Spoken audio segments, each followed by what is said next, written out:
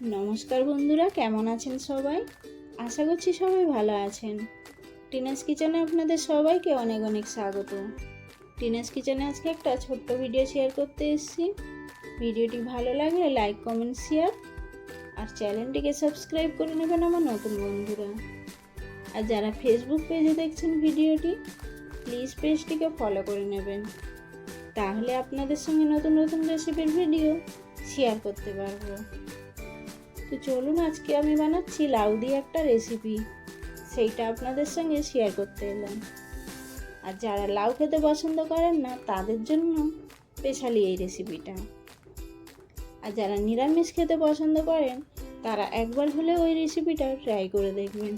আশা করি আপনাদের খুব ভালো লাগবে। তো লাউ বানানোর জন্য যা যা উপকরণ আমি নিচ্ছি সেইগুলো আপনাদের সঙ্গে প্রথমে শেয়ার করে নিচ্ছি। তো লাউটা বানানোর জন্য প্রথমে এই মশলাটা রেডি করে নিতে হবে। তো তাতে আছে সাদা তিল, আর একটু হলদে সর্ষে, আর একটু জিরে, আর ঝালের জন্য কটা কাঁচা লঙ্কা আর শুকনো লঙ্কা। ওগুলোকে হালকা একটু শুকনো খোলায় ভেজে নিতে হবে। তারপরে এতে আমি একটু নারকেল গুঁড়ো অ্যাড করব। নারকেল গুঁড়ো বলতে আমার কাছে ড্রাই কোকোনাট ছিল, সেইটা ইউজ করছি। আপনাদের কাছে যদি ফ্রেশ নারকেল থাকে, মানে টাটকা নারকেল থাকে, ওটাও দিতে পারেন, ভালো লাগবে। তো নারকেল গুঁড়োটা দিয়ে এটাকে হালকা জাস্ট একটু আবার ফ্রাই করে নেবো। দিয়ে এটাকে ঠান্ডা করে মিক্সিতে একটা মিহি পেস্ট বানিয়ে দেবো, সামান্য একটু জল অ্যাড করে। তারপরে এদিকে আমি লাউটাকে বসাবো। তো তার জন্য প্রথমে কড়াইতে দিয়ে দিলাম সাদা তেল, তারপরে একটু কালো জিরে ফোড়ন।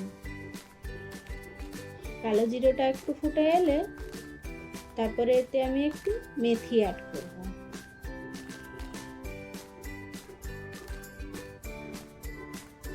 কালো জিরে আর মেথি দুটোকে একসঙ্গে তারপরে ভালো করে ফুটিয়ে নেব।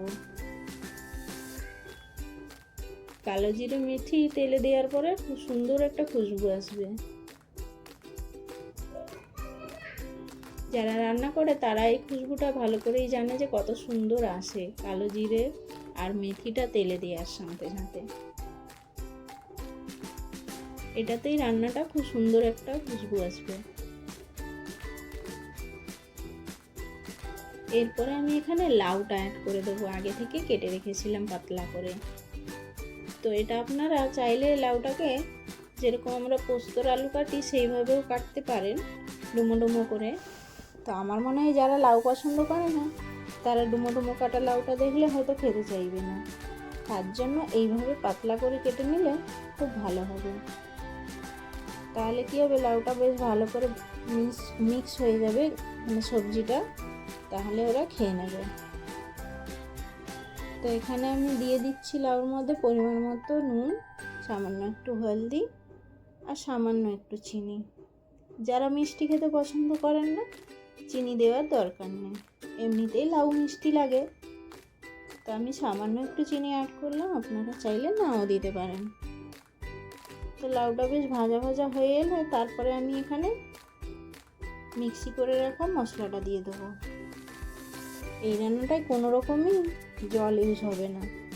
এমনিতে লাউ রান্নাতে জল ইউজ হয় না, তো এটাতেও কোনো রকমই জল ইউজ হবে না। শুধু মশলাটাই যে পেস্ট হবে, সামান্য একটু জল দিয়ে মিহি পেস্ট হবে। তারপরে মশলাটা দিয়ে কিছুক্ষণের জন্য বেশ ভালো করে ভাজা ভাজা করে নেব।